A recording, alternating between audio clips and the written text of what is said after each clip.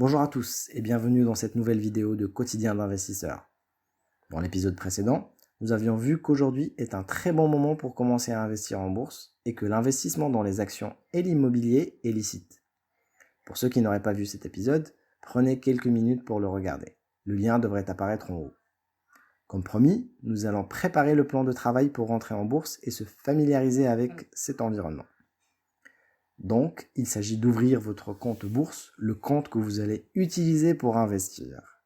Pourquoi faire ça maintenant, vous allez me dire? Eh bien, tout simplement parce que l'ouverture du compte prend du temps. Beaucoup plus de temps qu'on peut imaginer. Qui plus est, en cette période de confinement, les principaux intermédiaires n'ont tout simplement pas la capacité pour répondre à toutes les demandes. Mieux vaut donc lancer les démarches tout de suite. En attendant que votre compte en bourse soit opérationnel, nous aurons largement le temps dans les prochaines vidéos de parler de comment investir et du processus étape par étape. C'est parti pour l'ouverture du compte. Qu'est-ce que la bourse et comment on y accède? La bourse est tout simplement un marché où se rencontrent des acheteurs et des vendeurs. C'est un lieu d'échange de plein de produits avec des noms aussi exotiques les uns que les autres. Il existe en général une bourse dans chaque pays, et chaque bourse est régie par un opérateur qui y donne accès, et cet accès est souvent payant, et qui supervise les échanges. C'est un peu comme le Bon Coin en fait, à la différence près que l'accès n'est pas gratuit. Ce qui va intéresser le musulman dans la bourse, c'est surtout les actions et les paniers d'actions. Pour le particulier comme vous et moi, il n'y a pas de possibilité d'accéder directement à la bourse. Il faut faire appel à un intermédiaire, soit une banque, soit un courtier. Le rôle de cet intermédiaire, c'est principalement de permettre l'accès à la bourse dans une enveloppe fiscale possible pour les particuliers. L'intermédiaire se rémunère grâce aux opérations que font ces particuliers, donc les achats et les ventes qu'ils font en bourse. Voici les deux enveloppes où vous pouvez acheter des actions. Le plan d'épargne en actions, qui est un compte bourse avec défiscalisation des gains sous des conditions. D'abord, l'accès à des produits européens uniquement, donc des actions européennes.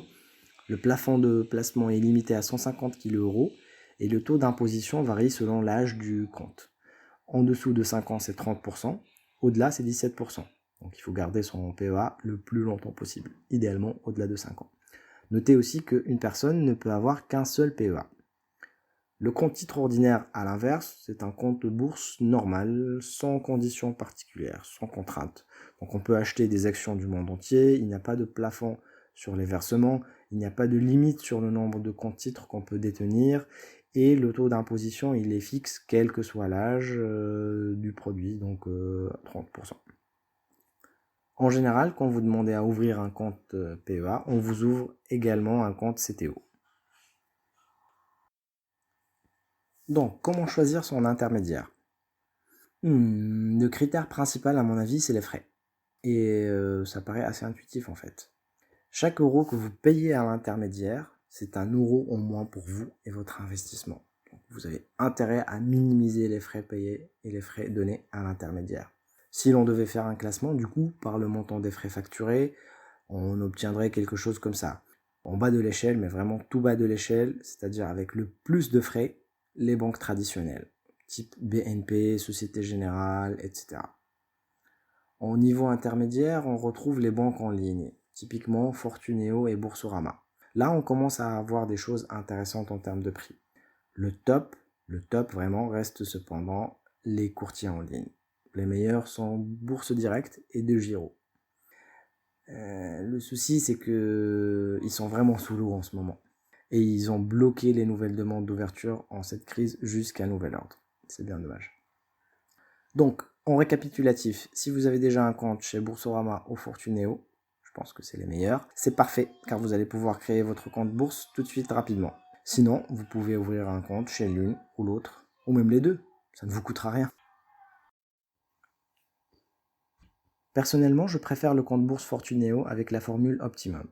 Ils ont des tarifs très bas, très compétitifs, même vis-à-vis de Boursorama. Ils ne demandent aucune condition d'activité ou de placement. Et en plus, ils offrent les frais sur les 100 premières transactions en bourse, ce qui est parfait pour débuter et faire ses premiers pas. En plus, ils fournissent les clients avec des comptes bourse, avec des analyses financières de qualité et gratuites. C'est très utile pour déterminer si une entreprise est un bon investissement ou pas. Mais nous verrons les détails de ce processus prochainement, dans les prochaines vidéos. Ils ont aussi un tas de petites choses intéressantes comme des plafonds de paiement élevés et les paiements en devises gratuits. Ah oui, j'oubliais. Peu importe la banque que vous choisirez, vous aurez accès aux mêmes produits qui nous intéressent, c'est-à-dire les actions et les paniers d'actions. L'essentiel, c'est de choisir une formule qui permet l'accès à la bourse sans trop de contraintes sur l'activité, le nombre d'achats-ventes sur un mois, ni sur l'encours, c'est-à-dire le montant à investir. Si vous optez pour Boursorama ou Fortuneo, pensez à utiliser les liens dans la description, en dessous de la vidéo. Vous aurez accès à des primes d'ouverture boostées. Et hop, à vous la Bourse de Paris avec des sociétés françaises et européennes à des prix raisonnables. Comment ? Tu veux acheter des actions des entreprises américaines aussi, comme Apple ou Google ? C'est possible avec Fortuneo et Boursorama, mais je le déconseille fortement, car les frais sont assez conséquents et les taux de change pas forcément intéressants. Les courtiers en ligne comme DeGiro font un petit peu mieux, mais la meilleure solution que j'ai trouvée, c'est l'application Revolut. Revolut, c'est une espèce de banque en ligne originaire d'Angleterre, totalement dématérialisée et qui fonctionne sur smartphone uniquement. Elle a une fonctionnalité appelée Trading, qui permet justement d'accéder à la bourse des États-Unis avec des frais ridiculement bas et des taux de change très compétitifs. On peut même investir dans l'or avec cette application. Si vous ne l'avez pas encore, je vous mets le lien dans la description.